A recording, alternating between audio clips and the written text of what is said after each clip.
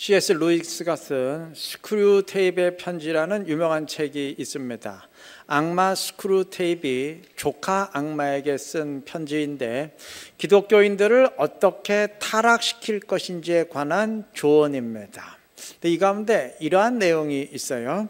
여하튼 행동으로 옮기는 것만 아니라면 무슨 짓이라도 하게 두어라. 상상과 감정이 아무리 경건해도 의지와 연결되지 않는 한 해로울 게 없다. 성경은 아니지만 맞는 말이라 생각합니다. 기독교인들이 아무리 거창한 행사를 하고 눈물을 흘리며 주님을 외쳐도 행동이 없는 한 사단의 입장에선 하등 염려할 게 없습니다. 행동 없는 외침, 행동 없는 눈물, 행동 없는 감동, 행동 없는 의식 등등, 여하튼 행동이 없는 한 그저 어제의 외침이 오늘의 외침일 뿐이고 어제의 눈물이 오늘의 눈물일 뿐 그 어떤 변화도 일어날 수 없기 때문입니다. 백문이 불여일견, 100번 듣는 것이 한 번 보는 것만 못하다 하는데 신앙의 세계에서는 백견이 불여일행, 100번 보는 게 한 번 행하는 것만 못합니다. 변화는 행동할 때 일어나고 주님의 뜻은 순종할 때 이루어집니다. 페터 빅셀이 쓴 기억력이 좋은 남자라는 단편 소설의 내용입니다. 기차 시간표를 빠짐없이 모두 외우는 한 남자가 있었습니다. 그는 그 역의 기차들이 언제 출발해서 어디로 가는지, 그리고 몇 시에 어느 역에 도착하는지 모두 빠짐없이 외우고 있었습니다. 그는 평소엔 다른 일 하지 않냐고 온종일 역에만 나와 있었습니다. 누군가 그에게 기차 시간을 물어보면 그는 환하게 웃으면서 기차 시간뿐만 아니라 기차 번호와 어디서 갈아타면 어디로 갈 수 있는지 등등 기차에 관한 사실을 쉴 새 없이 쏟아냈습니다. 그러면서도 이 사람은 정작 본인은 기차를 타는 법이 없었습니다. 기억력이 나쁜 사람들이나 기차를 타는 거야. 나처럼 기억력이 좋으면 출발 시간과 도착 시간을 다 외울 수 있잖아. 그러면 굳이 그 시간을 체험하려고 기차 탈 필요 없는 거야 라고 생각했습니다. 누군가 그를 설득하며 말했습니다. 하지만 기차 여행을 즐기는 사람들이 있잖아요. 창밖을 내다보며 자기가 지나가고 있는 곳을 열심히 구경하는 사람들이요. 그는 버럭 화를 내면서 말합니다. 그것도 다 기차 시간표 안에 들어있다고요. 어디를 지나면 어디, 다음에는 어디, 또 그 다음에는 어디를 지난다는 사실 말입니다. 그리고 그는 기차를 타려고 역에 있는 사람들에게 욕설을 퍼붓기 시작했어요. 저런 바보 멍충이들, 저렇게 기억력이 없다네. 자, 일이 이렇게 되자 역장이 이 사람에게 조용히 있지 않으면 역에 들어오지 못하게 하겠다고 경고했습니다. 이 사람은 기겁을 할 수밖에 없었습니다. 기차역은 그의 인생의 전부였기 때문입니다. 그는 더 이상 아무 말도 하지 못하고 이제 혼자 말로만 중얼거릴 수밖에 없었습니다. 그 뒤에 이야기는 생략해도 될 것 같습니다. 자, 이 이야기에 담긴 저자의 의도가 어떠하건 저는 이 소설 속의 남자와 오늘날 교인들의 모습에 뭔가 중첩되는 게 있다 생각합니다. 열차 시간표는 다 외우고 있지만 정작 기차는 타지 않는 사람과 신앙의 기본적인 사실은 빠삭하게 알고 있지만 정작 그 말씀대로 행동하지는 않는 사람들, 둘 사이에 뭔가 좀 비슷한 게 있지 않습니까? 하나님 나라에 대해 잘 알고 있지만 그 나라 현실은 살지 못하고 성령에 대해 잘 알고는 있지만 성령과 함께하지는 않는 사람과 뭔가 좀 비슷한 데 있지 않아요? 그리고 그렇게 실제는 없으면서도 모든 것이 성경에 다 나와 있다고 말하면서 가르치려는 사람들의 모습이 기차는 타지 않으면서 모든 건 기차 시간표에 다 나와 있다고 의시되는 사람의 모습과 좀 비슷하지 않습니까? 믿음에 대한 이론으로 믿음을 대신하고 성령에 대한 배움으로 성령과 함께함을 대신하고 영적 싸움에 대한 이론과 지식으로 영적 싸움을 대신하는 사람들이 또한 이와 비슷하지 않습니까? 소설 속에서 기억력만 좋은 이 사람은 다른 사람의 비난을 받고 역장의 책망을 받습니다. 당연하죠. 만약 이런 사람이 현실의 인물이라면 뭐 당연히 손가락질 받겠죠. 그런데 저는 이 소설의 내용을 좀 이렇게 바꿔보고 싶습니다. 모든 사람이 이 사람의 탁월한 기억력을 우러러보며 존경하는 것으로 한번 바꿔보고 싶습니다. 모두가 이 사람처럼 기차는 타지 않고 기차 시간을 알거나 각각의 역에 대한 정보를 얻는 것으로 기차 여행을 대신하다 보니 기차 시간과 각각의 역에 대한 정보를 가장 확실하게 외우고 있는 이 사람이 아주 권위 있는 리더로 존경받는 것으로 이 내용 한번 좀 바꿔보고 싶어요. 내용을 이렇게 바꾸면 아마 이 소설은 오늘날 대한민국의 신앙 세계에 대한 통렬한 풍자가 되지 않을까 싶습니다. 모두들 움직이지는 않고 그저 듣는 것과 아는 것으로만 대신하다 보면 이론에 정통한 사람이 권위자로 존중받게 됩니다. 성령과 함께하지 않는 사람이 성령에 대한 지식으로 성령을 가르치고 자기를 부인하지 않는 사람이 권위 있는 사람으로 십자가를 가르치고 기도하지 않으면서도 기도를 외치고 그런데도 사람들은 경의를 표합니다. 이유는 간단해요. 모두들 행하지는 않으면서 전부 지식과 이론의 세계에만 있다 보면 그게 판단 근거가 돼요. 지식과 이론으로만 판단하지 않겠습니까? 어차피 있는 게 거긴데. 오늘날의 교회 모습이 오늘 믿는다는 사람들의 모습이 좀 이와 비슷하게 되지 않았나 싶습니다. 자, 이렇게 되면 갖가지 이론이 생겨나요.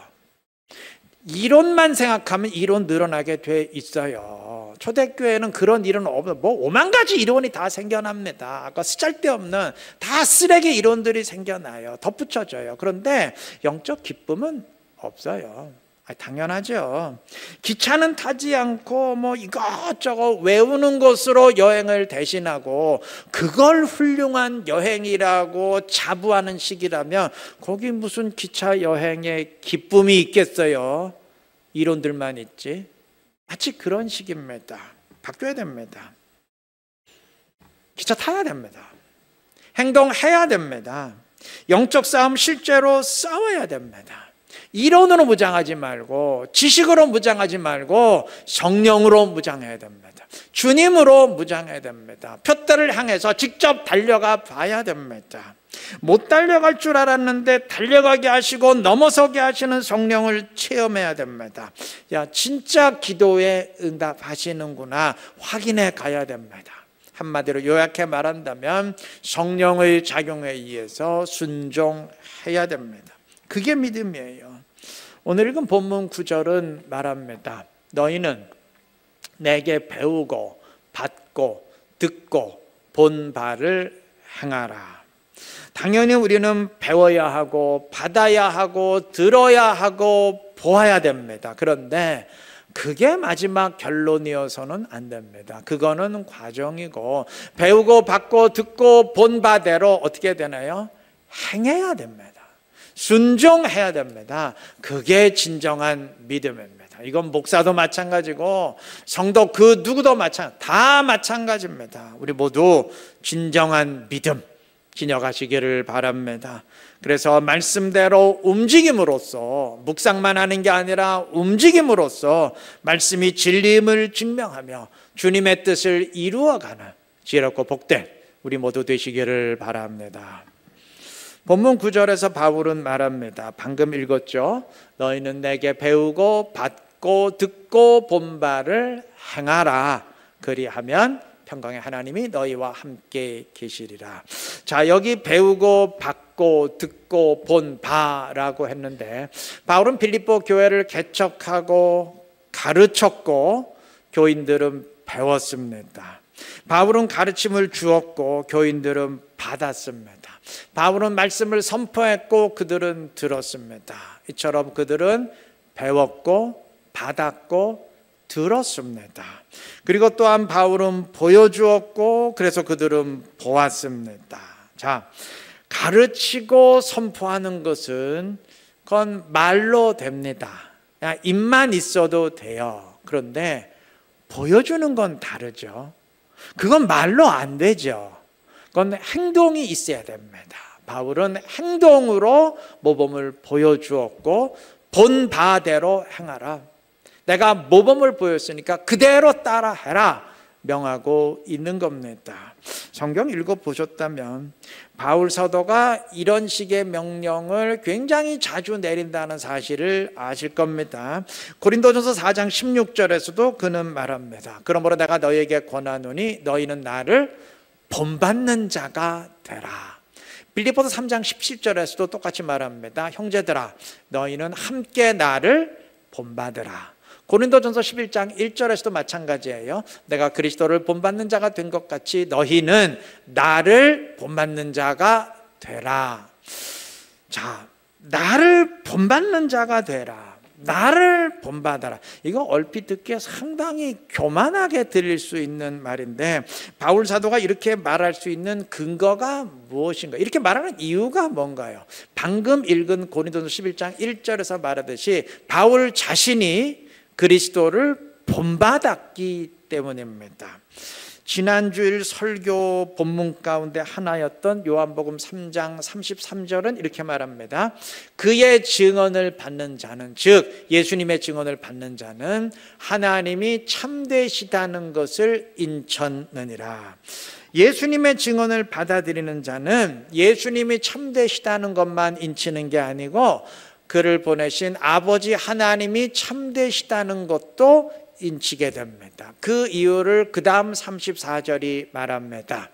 하나님이 보내신 이는 하나님의 말씀을 하나니. 자, 하나님이 보내신 이 예수님은 자기가 하고 싶은 말 하는 게 아니고 오직 아버지 하나님의 말씀만 하시고 또 자기 뜻대로 자기가 원하는 대로 행동하는 게 아니고 오직 아버지 하나님의 뜻대로만 행동하십니다. 그러니까 예수님의 말과 행동은 언제나 자기를 보내신 아버지 하나님의 말과 행동과 똑같아요.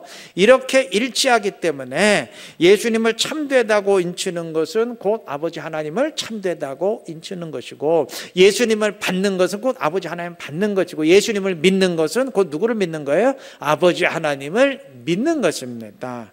자, 이것은 우리 모두를 위한 모범이에요. 주님은 우리와 주님의 관계가 예수님과 아버지 하나님의 관계처럼 되기를 원하십니다. 내가 오직 주님의 뜻대로만 말하고 행동하기 때문에 나를 따라하는 것이, 누구든 나를 따라하는 것이 곧 주님을 따르는 것이 되기를 원하십니다. 사도 바울이 나를 본받으라 할 때의 의미가 바로 그것이고 오늘 본문에서 본 바를 행하라. 즉 내가 보여주었으니까 너희가 본 그대로 행하라 말하는 이유가 그 때문이에요. 그런 의미예요. 내가 오직 주님의 뜻대로만 순종했으니까 너희는 무조건 나만 따라해라. 그러면 주님을 따르는 게 된다. 그러한 의미예요. 그러니까 바울이 결국 나를 본받아라 할 때는 나를 본받으라는 게 아니죠. 나를 통해서 누구를 본받으라는 얘기인가요? 주님을 본받으라. 내가 주님이 명하시는 대로만 했으니까 그대로 나만 따라가면 주님께 간다. 주님께 가라. 주님 본받아라. 주님 말씀대로 순종해라. 결국 그러한 의미입니다. 여러분, 이것은 바울 사도의 이야기로만 끝나서는 안 될 것입니다. 우리 모두가 이러해야 될 것입니다. 예수를 따르는 그리스도인이라면 제가 하는 대로만 따라 하시면 됩니다. 그러면 주님 따르게 됩니다. 그러면 주님께 가게 됩니다. 이렇게 보여줄 수 있어야 될 것입니다. 주님은 마태복음 5장 14절에서 너희는 세상의 빛이라 산 위에 있는 동네가 숨겨지지 못할 것이요 하셨습니다. 자, 숨겨지지 못한다는 것은 결국 보일 수밖에 없다는 얘기죠. 지금 우리를 말하는 거예요. 우리가 보여줄 수밖에 없다는 얘기입니다. 그리스도인은 보여주어야 할 사람들입니다. 말로 때우는 사람이 아니고 행동으로 보여줘야 될 사람들입니다. 본을 보여야 할 사람들입니다. 우리 부디 입으로만 주여 주여 하는 그런 신앙 아니고 아버지의 뜻대로, 주님의 뜻대로 순종하고 행하는 살아있는 신앙 지녀가시기를 바랍니다. 그래서 순종으로, 행동으로 신앙을 증명하며 주님의 뜻을 묵상만 하는 게 아니고 진정 우리 교회 이름처럼 주님의 뜻을 이루어갈 수 있는, 주님의 뜻은 순종할 때, 행동할 때 이루어지는 것이지 감동하고 노래하고 외칠 때 이루어지는 게 아닙니다. 순종을 통해서 주님의 뜻을 정말 이루어갈 수 있는 지혜롭고 복된 우리 이루는 교회 모든 성도님들 되시기를 바랍니다. 본문 4절은 기뻐하라, 또 기뻐하라 명령을 반복합니다. 빌립보 교회는 당시 극심한 핍박과 박해를 받고 있었고 여성 지도자들의 갈등으로 인한 내부 문제도 있었고 또 이방 빌립보 교인들은 율법 지켜야 구원받는다고 주장하는 그 유대 세력들의 공격도 받고 있었어요. 아무리 예수 믿는 사람이라도 이들도 사람인데 이런 상황 가운데 있다 보면 분노가 생기고 증오하고 원망하는 그런 반응이 예상되지 않습니까? 그런데 바울은 기뻐하라 거듭 명령합니다. 그리고 이어서 5절에서는 너희 관용을 모든 사람에게 알게 하라 명합니다. 핍박하는 자들, 공격하는 자들에게 분노하고 증오하고 맞받아치는 대신 용서하라 그런 명령입니다. 그리고 이어서 6절에서 말합니다. 아무것도 염려하지 말고 다만 모든 일에 기도와 간구로 너희 구할 것을 감사함으로 하나님께 아뢰라. 말을 길게 썼는데 한마디로 말하면 기도하라는 얘기죠. 기도, 간구, 하나님께 아뢰m, 이 전부 기도죠. 그런데 이게 지금 단순한 기도가 아니에요. 감사함으로 하나님께 아뢰라. 그냥 기도가 아니고 감사의 기도를 드리라는 명령입니다. 그리고 이들 명령에 대한 결론을 내립니다. 7절 그리하면 모든 지각에 뛰어난 하나님의 평강이 그리스도 예수 안에서 너희 마음과 생각을 지키시리라. 자, 그리하면 무슨 의미인가요? 지금까지 명령한 대로 기뻐하고 용서하고 감사의 기도 드리고 그렇게 하면 그러면 하나님이 너희 마음 책임져 주실 것이다 라는 결론입니다. 자, 이 말씀을 읽으면서 이건 우리의 일반적인 생각과 한번 비교를 해보십시다. 우리의 일반적인 생각이 어떠한가요? 막 이럴 겁니다. 성도가 설령 핍박과 공격을 받고 있어도 그러한 힘든 상황 가운데 있다 할지라도 하나님이 마음의 평화와 성령의 기쁨을 불어넣어 주시기 때문에 그로 인해서 성도는 힘들어도 어려워도 핍박을 당해도 기뻐하고 용서하고 감사할 수 있다. 이게 우리의 일반적인 사고방식이 아닐까 싶습니다. 이게 우리가 생각하는 일반적인 공식이에요. 한마디로 말하면 하나님이 내 마음 붙들어 주시기 때문에 그렇기 때문에 내가 그렇게 반응할 수 있다. 그겁니다. 이게 우리의 일반적인 생각이에요. 그런데 본문은 성경 그 순서를 지금 뒤집어 엎었어요. 하나님이 그러한 마음을 주시건 안 주시건 상관없이 먼저 기뻐하라, 용서하라, 감사함으로 기도하라. 그리하면이 중요해요. 그렇게 하면 하나님 마음 책임져 주실 것이다 라고 결론을 내렸습니다. 9절도 마찬가지예요. 9절에서 이렇게 말합니다. 너희는 내게 배우고 받고 듣고 본 바를 행하라. 9절 띄워주세요. 9절에서는 이렇게 말합니다. 너희는 내게 배우고 받고 듣고 본 바를 행하라. 먼저 행하라 그랬어요. 행하라.